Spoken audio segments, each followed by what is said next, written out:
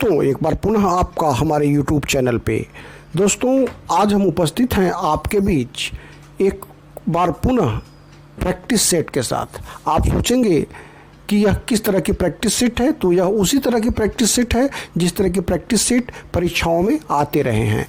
UPHSC की जो syllabus है, जो 6 इकाइयों में विभक्त है, उसी के संदर्भ में यह टेस्ट हमने रखे हैं। इसमें हमने वही प्रश्न पूछे हैं जो आज तक हमने आपको बताए हैं। हमने जो मटेरियल्स प्रोवाइड किए हैं वही प्रश्न आपसे पूछे हैं, और ये सारे प्रश्न आए हुए प्रश्न हैं। पिछले प्रश्न पत्रों के आधार पर मैंने इनका निर्माण किया है। यह इसलिए किया है, हम यह जानना चाहते हैं कि आज तैयारी करते हुए आपको करीब 1 से 1.5 महीने हो चुके हैं। आपकी क्या प्रोग्रेस है, आपकी क्या कॉन्शसनेस है, आप कहाँ तक सजग हैं। तो एक बार आप इस टेस्ट को दें। इसमें हमने करेंट अफेयर्स के प्रश्न पत्र अलग रखे हैं जो कि तात्कालिक हैं, आज के हिसाब से हैं, जबकि जो ट्रेडिशनल क्वेश्चन हैं, रेस्ट जो 5 और इकाइयों के, उन सारे प्रश्नों को हमने उन्हीं प्रश्न पत्रों से संकलित करने का प्रयास किया है, यह जानने के लिए कि आपकी सजगता कितनी है। हम इसमें आपसे 30 में 30 की आशा करते हैं, 20+ की आशा हम आप सभी से करते हैं जो इस टेस्ट में ऑनेस्टली पार्टिसिपेट कर रहे हैं, क्योंकि उसी से आपकी सजगता, आपकी तैयारी के प्रति समर्पण, आपकी सकारात्मकता प्रकट होगी। अगर आप इसमें कम नंबर लाएंगे या आप किसी कम जवाब दे पाएंगे तो आप समझ लीजिएगा कि आपको और ज़्यादा जागरूक रहने की आवश्यकता है। तो चलिए शुरुआत करते हैं बिना देरी किए। इस प्रश्न पत्र को तैयार करने का एक और मकसद था जो मैं बीच में बताऊंगा। पहले शुरुआत करते हैं पहले प्रश्न की तरफ। आप जवाब देने की कोशिश करिए। जो लोग जवाब दे पाते हैं, या चूँकि लाइव टेस्ट है तो आप जवाब दीजिए। जो लोग जवाब मेरे व्हाट्सएप पर देना चाहेंगे, मैं कोशिश करूंगा कि उनका एनालिसिस कर पाऊं। अगर नहीं कर पाता हूं तो फिर मैं इसका जो भी आंसर प्रोवाइड करने का तरीका होगा मैं उसको बताऊंगा। पहला प्रश्न है, हाल ही में संपन्न COP25 क्लाइमेट एम्बिशंस अलायंस का नेतृत्व किस देश ने किया? 4 ऑप्शन है दोस्तों, देख लीजिए आप। 4 ऑप्शन: चिली, अमेरिका यानी कि USA, मैक्सिको और कनाडा। हाल ही में संपन्न COP25 क्लाइमेट एम्बिशंस अलायंस का नेतृत्व किस देश ने किया है? 4 ऑप्शन यहाँ पढ़ दूँ पुनः एक बार: चिली, अमेरिका यानी कि USA, मैक्सिको और कनाडा। बढ़ते हैं अगले प्रश्न की तरफ, और अगला प्रश्न है, विश्व के पहले वाणिज्यिक कमर्शियल इलेक्ट्रिक विमान ने किस देश में उड़ान भरी? विश्व के पहले वाणिज्यिक इलेक्ट्रिक विमान ने किस देश में उड़ान भरी? 4 ऑप्शन है: फ्रांस, भारत, कनाडा और इटली। जवाब दें आप। फ्रांस, भारत, कनाडा और इटली। तीसरा प्रश्न है, प्रविंद्र जगन्नाथ जिन्होंने कुछ दिन पूर्व में ही भारत की यात्रा की थी, किस देश के प्रधानमंत्री थे? किस देश के प्रधानमंत्री थे प्रविंद्र जगन्नाथ? ए मॉरिशस, बी मालदीव, सी नेपाल या डी सिंगापुर? ये सारे प्रश्न पत्र जो हैं वह उन्हीं सिलेबस पे आधारित हैं, और जो मैंने बताया था कि बीच में मैं एक बात आपको बताऊंगा कि इन प्रश्न पत्रों का संकलन मैंने क्यों किया। यह मैंने इसलिए किया कि एक बार आयोग की परीक्षा में आपने देखा होगा कि पूरी तरह से प्रश्न हूबहू आ गए थे। करीब करीब 12 से 15 प्रश्न पत्र जो है वह पिछले प्रश्न पत्रों के हिस्से ही आ गए थे। तो इस चीज़ को आपको जानने के लिए, उस पैटर्न को जानने के लिए, आपकी तैयारी को जानने के लिए, आपकी सजगता को जानने के लिए इस प्रश्न पत्रों को मैंने संकलित किया है कि मैं देखूं कि आपकी पहुंच कहां तक है। वह मैटर जो उपलब्ध है उसको लेकर आप कहां तक तैयारी कर पाए हैं। आगे जो मैटर हम प्रोवाइड करते जाएंगे, जो हमसे जुड़े हुए पेड ग्रुप से जुड़े हुए लोग हैं, यद्यपि उनको सारी सुविधाएँ मिल रही हैं, उन्हें उनकी व्यक्तिगत एनालिसिस हो रही है, उनके वीक पॉइंट और स्ट्रॉन्ग पॉइंट को वॉच किया जा रहा है। हमारे YouTube व्यूअर्स जो हमसे जुड़ना चाहते हैं वे मोस्ट वेलकम है उनका, लेकिन जो नहीं जुड़ पा रहे हैं, जो सुविधा अभी तक प्राप्त कर रहे हैं तो वे प्राप्त कर रहे हैं, प्राप्त करते रहेंगे, लेकिन जो जुड़े हैं वे ज़्यादा बेनिफिटेड हैं। लेकिन फिर भी आप भी इसको सॉल्व करें। वज्र प्रहार सैन्य अभ्यास भारत इसके बीच संपन्न हुआ। वज्र प्रहार सैन्य अभ्यास, जैसा कि आप जानते हैं आयोग में आता रहा है। यहाँ पर प्रश्न है, वज्र प्रहार सैन्य अभ्यास भारत और किस देश के बीच संपन्न हुआ? Japan, France, USA, Australia. वज्र प्रहार सैन्य अभ्यास किसके द्वारा हुआ था आप बताएं। अगला प्रश्न जो है वह स्पोर्ट्स से है। मनु भाकर किस खेल से जुड़ी हुई प्रसिद्ध भारतीय खिलाड़ी हैं? मनु भाकर किस खेल से जुड़ी हुई प्रसिद्ध भारतीय खिलाड़ी हैं? A badminton, B shooting, C lawn tennis या डी जिम्नास्टिक।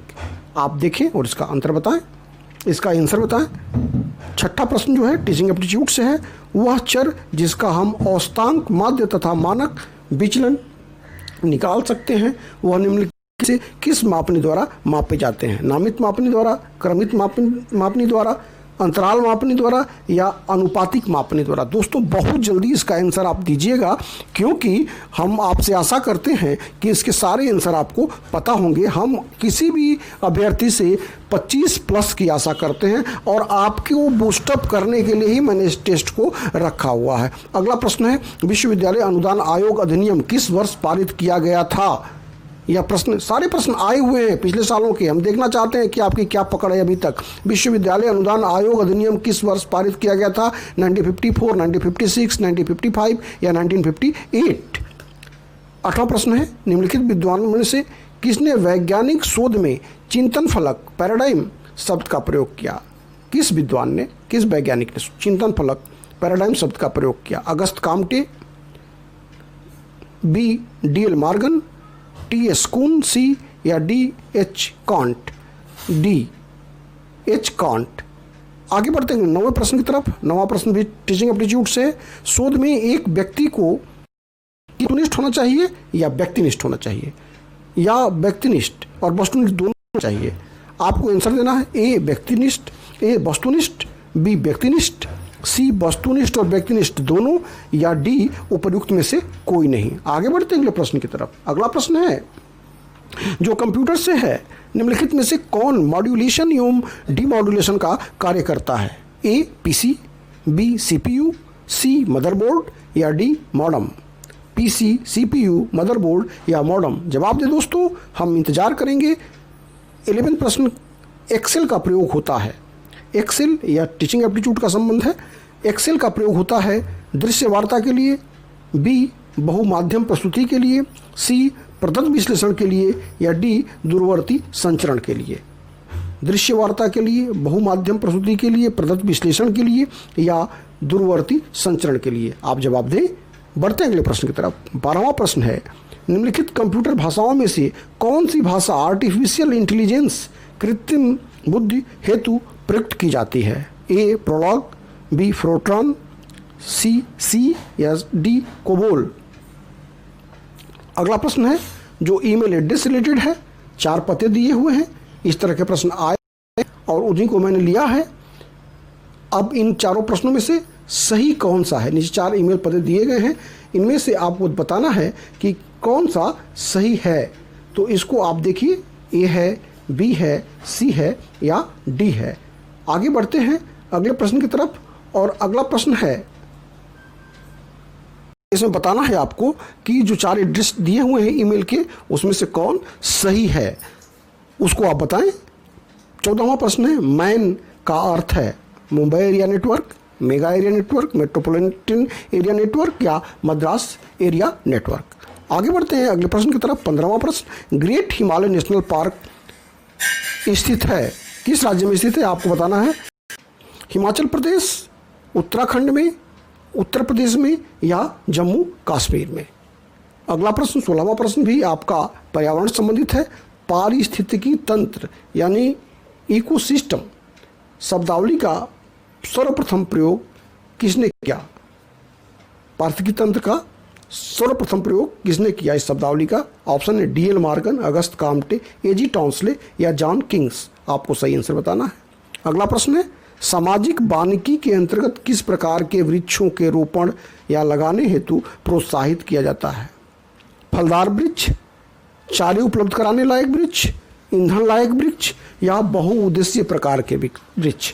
यह आपको बताना है। अगला प्रश्न है, कान्हा राष्ट्रीय पार्क प्रसिद्ध है। कान्हा राष्ट्रीय पार्क प्रसिद्ध है। ए बाघ के लिए, बी गायों के लिए, सी हाथियों के लिए या डी चीतों के लिए? आगे बढ़ते हैं प्रश्न की तरफ। 19वें प्रश्न की तरफ, जैव विविधता के लिए प्रसिद्ध शांत घाटी, शांत घाटी जो जैव विविधता के लिए प्रसिद्ध है किस राज्य में है? हिमाचल प्रदेश में, उत्तराखंड में, केरल में या कर्नाटक में? हिमाचल प्रदेश, उत्तराखंड, केरल या कर्नाटक? 20वां प्रश्न जो आपका ब्रह्मांड से संबंधित है, भूगोल से, विश्व भूगोल संबंधित है। सूर्य से चौथा ग्रह कौन सा है?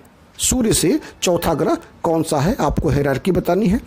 यूरेनस, मंगल, शनि या बृहस्पति? यूरेनस, मंगल, शनि या बृहस्पति? अगला प्रश्न 21वां प्रश्न इंडियन पॉलिटी से है।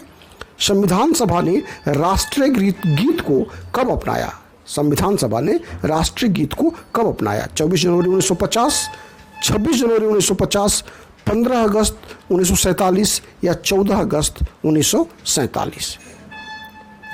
24 जनवरी 1950, 26 जनवरी 1950, 15 अगस्त 1947 या 14 अगस्त 1947? 22वां प्रश्न है, संसद में साधारण विधेयक या सरकारी विधेयक का अर्थ है? ए, सत्तारूढ़ पार्टी के सदस्यों द्वारा प्रस्तुत विधेयक, बी, सरकार द्वारा अनुमोदित विधेयक, सी, प्रधानमंत्री द्वारा प्रस्तुत विधेयक या डी, संसद के दोनों सदनों में से किसी भी मंत्री द्वारा प्रस्तुत विधेयक? अगला प्रश्न इंडियन पॉलिटी, बलवंत राय मेहता समिति संबंधित है? बलवंत राय मेहता समिति संबंधित है ए, मानवाधिकार से, बी, सहकारी समितियों से, सी, पंचायती राज से, डी, नगर पालिकाओं से? आगे बढ़ते हैं अगले प्रश्न की तरफ। और अगला प्रश्न 24वां प्रश्न है, जब सरकार की वर्तमान आय अपने मौजूदा खर्च की तुलना में कम होती है तो उसे क्या कहते हैं? बजट घाटा, राजकोषीय घाटा, राजस्व घाटा या प्राथमिक घाटा? अगला प्रश्न 25वां, पोंगल का त्यौहार भारत के किस राज्य में मनाया जाता है? हार्वेस्टिंग फेस्टिवल है, आप जानते हैं। ए, तमिलनाडु, बी, गुजरात, सी, पश्चिम बंगाल या डी, केरला? 26वां प्रश्न है, निम्नलिखित में से कौन सा काल भारतीय इतिहास के में सल्तनत काल के नाम से जाना जाता है? भारतीय इतिहास में सल्तनत काल के नाम से जाने जाना वाला कौन सा काल है? 1050 ईस्वी से लेकर के 1205 ईस्वी तक, 1206 ईस्वी से लेकर 1526 ईस्वी तक, 1526 से लेकर 1709 तक या 1719 से लेकर के 1850 तक? आपको बताना है सल्तनत काल की अवधि क्या रही है। 27वां प्रश्न है, गांधी जी भारतीय राष्ट्रीय कांग्रेस के किस अधिवेशन के अध्यक्ष थे? लखनऊ के, मद्रास के, बेलगांव के, कराची के? गांधी जी एकमात्र राष्ट्र पूरे लाइफ टाइम में एक ही बार किसी जगह पर उन्होंने कांग्रेस अधिवेशन की अध्यक्षता करी थी दोस्तों, तो आपको बताना है वह कौन सी जगह है। 28वां प्रश्न इंडियन पॉपुलेशन से है। 2011 की जनगणना के अनुसार जनघनत्व की दृष्टि से भारत में प्रथम स्थान पर कौन सा राज्य था? 2011 की जनगणना के अनुसार जनघनत्व की दृष्टि से, पॉपुलेशन डेंसिटी की दृष्टि से कौन सा राज्य था, यह आपको बताना है। चेकमेट, अगला प्रश्न जो है स्पोर्ट्स से है। चेकमेट शब्द का प्रयोग किस खेल में होता है? चेकमेट फुटबॉल में, बॉक्सिंग में, शतरंज में या स्नूकर में? 30वां प्रश्न जो है लास्ट प्रश्न है आज का, वर्तमान में किस मंत्रालय का करके शिक्षा मंत्रालय कर दिया गया है? किस मंत्रालय का नाम? HRD का या फिर एक्सटर्नल अफेयर्स का यानी कि विदेश मंत्रालय का, डिफेंस मिनिस्ट्री का, रक्षा मंत्रालय का या गृह मंत्रालय का? यह आपको बताना है दोस्तों। इसी के साथ यह श्रृंखला समाप्त हो जाएगी। आपकी यह एनालिसिस बड़ी ही मायने रखती है आपके प्रोग्रेस को लेकर के कि अभी तक आपका प्रोग्रेस क्या है। दोस्तों बड़े ही आसान से प्रश्न आते हैं, आप जान लीजिए, लेकिन बड़े ही मार्केबल हैं, बड़े ही लीड रोल प्ले करते हैं। बहुत आसान है लेकिन बड़े ही लीड रोल प्ले करते हैं। हम आपको बता चुके हैं इन सारे 30 प्रश्नों में से एक भी गलत करने का अक्षम्य अपराध आप नहीं कर सकते, क्योंकि उससे आपकी फाइनल सिलेक्शन रुक जाएगी। तो दोस्तों हम आशा करते हैं आप इसका आंसर देंगे।